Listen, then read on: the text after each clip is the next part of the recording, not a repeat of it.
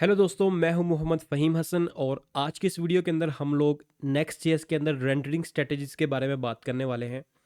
अगर आप लोगों ने कभी भी सुना हो कि आईएसआर, सीएसआर, एसएसआर और एसएसजी, इन चार टर्म्स के बारे में नेक्स्ट जेएस के अंदर क्या फ़र्क है और आप लोग भी कंफ्यूज हो गए हों, तो ये बिल्कुल कॉमन सी बात है। बहुत से डेवलपर्स इस चीज़ के बारे में कंफ्यूज हो जाते हैं। हम लोग इन चारों को समझेंगे और साथ में ये भी समझेंगे कि कैसे राइट रेंडरिंग स्ट्रेटजीज़ का इस्तेमाल करना ज़रूरी है आपके प्रोजेक्ट के लिए। तो ये चीज़ आपने डिसाइड करनी होती है कि किस टाइप का प्रोजेक्ट आप बिल्ड कर रहे हैं, उसी हिसाब से रेंडरिंग स्ट्रेटजी को चूज़ किया जाता है। अगर आपने गलत रेंडरिंग स्ट्रेटजी चूज़ कर ली तो आपको उसका खुमियाजा भुगतना पड़ेगा। या तो एसईओ की सूरत में आपकी वेबसाइट डाउन जाएगी, या फिर परफॉर्मेंस इश्यूज होंगे आपकी वेबसाइट के अंदर। तो बगैर किसी डिले के चलिए शुरू करते हैं। ये रेंडरिंग स्ट्रेटजी समझने से पहले हमें एक चीज़ समझना ज़रूरी है कि आखिर क्या प्रॉब्लम थी रिएक्ट की रेंडरिंग के अंदर जो नेक्स्ट जेएस को अपनी रेंडरिंग टेक्निक्स मुतारफ़ करवाना पड़ी। तो जो ट्रेडिशनल रिएक्ट एप्लीकेशंस हैं वो सारी की सारी होती हैं क्लाइंट्स के ऊपर रेंडर। मसलन आपका ब्राउज़र एक वेब पेज को ओपन करता है तो पहले जावास्क्रिप्ट यूज़र के ब्राउज़र में जाती है और एक एमपीटी एचटीएमएल का पेज होता है। अब वो जो जावास्क्रिप्ट है उसे अगर कुछ फर्दर चीज़ें चाहिए होती हैं, जैसे मान लीजिए एक प्रोडक्ट का पेज है, वहाँ पर उसको कुछ प्रोडक्ट्स डिस्प्ले करवानी है, तो पहले जावास्क्रिप्ट जाएगी। फिर ये भी पॉसिबिलिटी है कि जावास्क्रिप्ट दोबारा रिक्वेस्ट भेजे सर्वर को और प्रोडक्ट्स की इंफॉर्मेशन जेसन के फॉर्मेट में मंगवाए और बाद में वो जावास्क्रिप्ट उसको एचटीएमएल के फॉर्म के अंदर रेंडर करके यूज़र को डिस्प्ले करवाए। अब इसका बेनिफिट तो ये था कि वेबसाइट जो है वो फुली इंटरेक्टिव होती थी, यानी कि छोटी छोटी चीज़ों के लिए आपको पेज दोबारा लोड नहीं करना पड़ता। और ऑब्वियसली रिएक्ट के और भी सारे फ़ायदे हैं। लेकिन इसका नुकसान ये होता था कि अब मान लीजिए इनिशियल जो वेबसाइट में, क्योंकि उसको बहुत सारी जावास्क्रिप्ट डाउनलोड करनी है, तो वेबसाइट स्लो लोड होती थी। और साथ में जो एसईओ, जो सर्च इंजन हैं, वो इस चीज़ को इतना लाइक नहीं करते, क्योंकि उनको स्टार्टिंग पर बिल्कुल मिलता था एक एमपीटी पेज। तो उन वेबसाइट की एसईओ बहुत ज़्यादा इम्पैक्ट होती थी और वो कोई जो सर्च इंजन हैं उनको कोई ख़ास रैंक नहीं करते थे। तो यही वजह थी कि नेक्स्ट जेएस ने डिफरेंट यूज़ केसेस के लिए डिफरेंट रेंडरिंग स्ट्रेटजीज़ को मुतारफ़ करवाया। तो आइए दोस्तों, सबसे पहला कॉन्सेप्ट समझते हैं, सी एस आर। इसका जो एब्रीवेशन है वो है क्लाइंट साइड रेंडरिंग। इसमें क्या होता है कि जब आप एक वेब पेज को ओपन करते हैं तो आपका जो सर्वर है वो सिर्फ HTML, CSS और जो जावास्क्रिप्ट है वो डायरेक्ट ही भेज देता था आपके लैपटॉप के ऊपर। अब लैपटॉप में यहाँ पर कोई भी डिवाइस हो सकती है, जैसे आईफोन है, मोबाइल है, लैपटॉप, कंप्यूटर, कुछ भी, ठीक है, इन सिंपल ब्राउज़र। लेकिन मैं इसको आसानी करने के लिए मैं इसको कह रहा हूँ लैपटॉप के ऊपर। अब होता क्या था कि जो जावास्क्रिप्ट है वहाँ पर वो एग्जीक्यूट होती थी और वो आपके वेब पेज के कंपोनेंट्स बनाती थी। कहीं पर उसको स्टूडेंट्स को दिखाना है वो, अगर कहीं पर उसको एनालिटिक्स को दिखाना है वो, कहीं पर उसको जो भी चीज़ दिखानी थी वो बाद में जावास्क्रिप्ट दिखाती थी।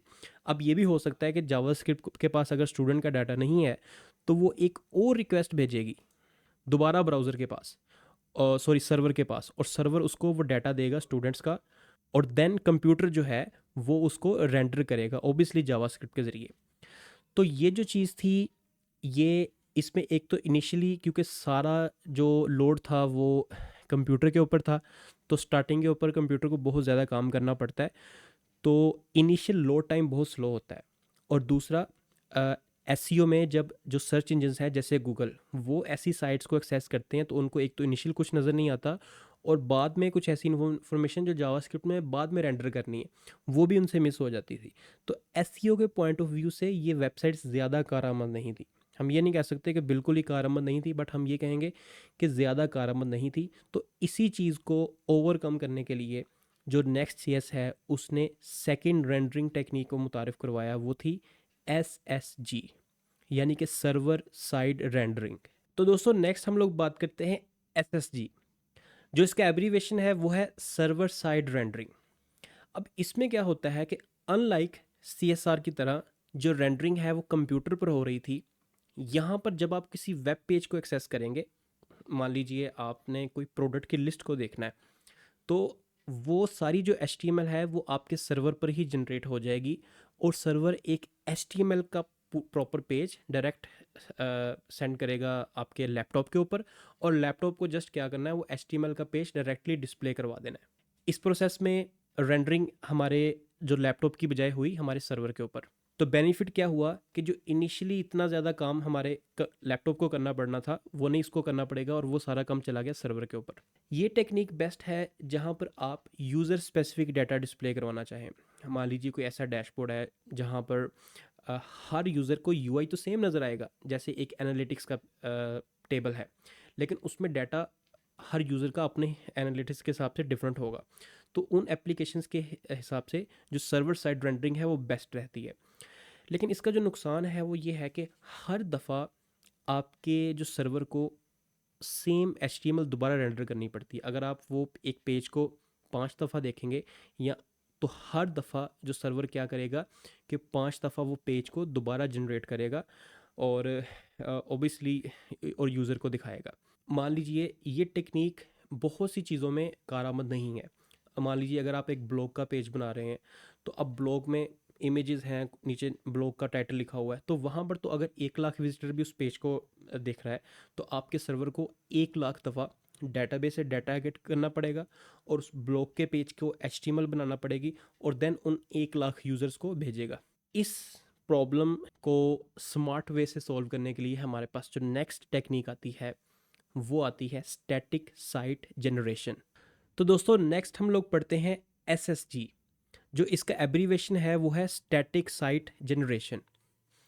अब इसमें क्या होता है कि जब आप लोग अपनी वेबसाइट को डिप्लॉय करते हैं किसी सर्वर के ऊपर, जैसे आपने देखा होगा कि npm run build की कमांड हम लोग चलाते हैं Next.js के प्रोजेक्ट के अंदर, तो आपका Next.js क्या करता है कि तमाम पेजेस को रेंडर करके ऑलरेडी हमारे पास रख देता है। मान लीजिए अगर आपका कोई ब्लॉग है और आपने 100 उसके अंदर ब्लॉग्स हैं, तो वो 100 ब्लॉग्स की ऑलरेडी एक ही दफ़ा HTML अपने पास क्रिएट करके रख लेगा। जैसे ही आप लोग देख सकते हैं उसने 6 पेजेस, उसने रेंडर्ड पेजेस अपने पास बना के रख लिए।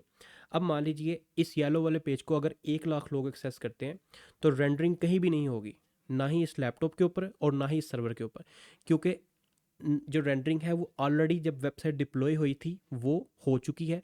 जस्ट सर्वर क्या करेगा, वो पेज देगा कंप्यूटर को और कंप्यूटर उसको इमीडिएटली डिस्प्ले करवा देगा। अब ये चीज़ बेस्ट है उन सिनेरियोज़ के अंदर जहाँ पर डाटा डायनामिकली चेंज नहीं होता या फ्रीक्वेंटली चेंज नहीं होता। जैसे अब मान लीजिए कि डॉक्यूमेंटेशन है वो तो इतनी जल्दी चेंज नहीं होगी और सब यूज़र को बिल्कुल सेम ही नज़र आएगी। उसके लिए बेस्ट है आपका पोर्टफोलियो की वेबसाइट है, उसके लिए बेस्ट है आपने कोई ब्लॉग्स लिखने हैं, क्योंकि ब्लॉग्स भी इतनी जल्दी चेंज नहीं होता। तो उसमें क्या होगा कि जस्ट एक ये सर्वर के लिए ऐसी है जैसे उसने एक सर्वर से एक फ़ाइल को उठाया और उसने दे दिया डायरेक्टली अपने कंप्यूटर के ऊपर। ये चीज़ बहुत ही ज़्यादा फास्ट होती है। पिछली दोनों टेक्निक्स में जो हमने हमारे में बात की, ये टेक्निक उससे ज़्यादा फास्ट है। ये SEO फ्रेंडली भी है और वर्डप्रेस की वेबसाइट को बहुत ही पीछे छोड़ सकती है ये टेक्निक। तो ये Next.js में एडवांटेज रहता है। इसमें सिर्फ एक खामी रहती है, वो ये कि अगर आपका कोई डाटा चेंज हुआ, मान लीजिए आपने ये येलो पेज के अंदर कोई पैराग्राफ को चेंज कर दिया, तो वो चेंज आपकी वेबसाइट में तब अपीयर होगी जब आप अपनी वेबसाइट का अगला वर्जन रीडिप्लॉय करेंगे, या आपको उसी वक्त वो तब्दीली करने के बाद आपको पूरी की पूरी वेबसाइट को रीडिप्लॉय करना पड़ेगा, यानी कि दोबारा npm रन बिल्ड करके सर्वर के ऊपर आप लोग डिस्प्ले करेंगे। तो ऐसी सूरत हाल में आपको तब तक वेट करना पड़ेगा। लेकिन इसके भी सोल्यूशन के लिए जो Next.js ने हमारे पास अगली चीज़ मुतारफ़ करवाई वो है ISR, इंक्रीमेंटल साइट जनरेशन। तो लास्ट में दोस्तों हमारे पास आता है इंक्रीमेंटल स्टैटिक रीजनरेशन, ISR। ये चीज़ बिल्कुल हमारे पास जो प्रीवियस टेक्निक थी स्टैटिक साइट जनरेशन यानी कि SSG, ये बिल्कुल उसी तरह काम करती है, लेकिन इसमें हमारे पास एक फ़ीचर एक्स्ट्रा होता है कि हम किसी ख़ास पेज को फ्रिक्वेंटली टाइम बेस्ड के ऊपर रीजनरेट भी कर सकते हैं। अब मान लीजिए आपकी वेबसाइट में 1 लाख प्रोडक्ट हैं, या चले अगर आपकी वेबसाइट छोटी भी है और उसमें 5,000 प्रोडक्ट्स हैं, तो अगर आपने किसी एक वेबसाइट के प्रोडक्ट की डिस्क्रिप्शन या प्राइस को चेंज किया, तो अब आप ऐसा तो नहीं करेंगे कि आप पूरी की पूरी वेबसाइट को दोबारा रीबिल्ड करेंगे।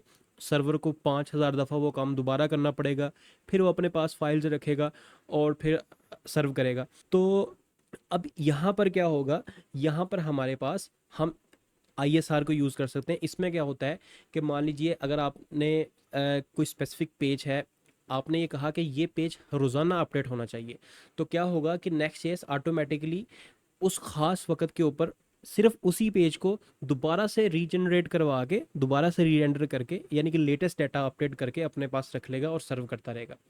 तो ये हम यहाँ पर हमारे पास एसएसजी यानी कि स्टैटिक साइट जनरेशन की स्पीड भी मिल जाती है, और जो उसमें इशू था कि हम डाटा को मॉडिफाई करने के लिए पूरी वेबसाइट को रीडिप्लॉय करना पड़ेगा, उसमें ये प्रॉब्लम भी सॉल्व हो गया।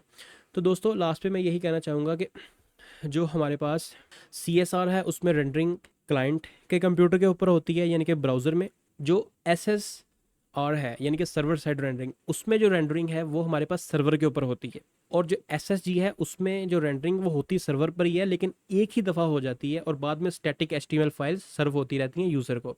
और लास्ट के ऊपर इंक्रीमेंटल स्टैटिक रीजनरेशन के अंदर क्या होता है कि हमारे पास npm रन बिल्ड के टाइम ही वो फाइल जनरेट हो जाती है, लेकिन बाद में फ्रिक्वेंटली वो नेक्स्ट जेएस उनको रीरेंडर भी करता रहता है। तो दोस्तों ये चीज़ है, इसमें अब हमें ये देखना पड़ता है कि हमारी नीड्स क्या हैं। या हम SEO फ्रेंडली वेबसाइट बनाना चाहते हैं, या डैशबोर्ड है, या जो भी है, उस हिसाब से उस खास रेंडरिंग टेक्निक का इस्तेमाल किया जाता है। उम्मीद करता हूँ कि आज की जो वीडियो है वो आपको पसंद आई होगी, और अगर इसने आपके नॉलेज में इजाफा किया तो वीडियो को लाइक ज़रूर कीजिएगा और शेयर कीजिएगा इस वीडियो को उन दोस्तों के साथ जो लोग नेक्स्ट ईयर सीखना चाहते हैं। And finally, thanks for watching.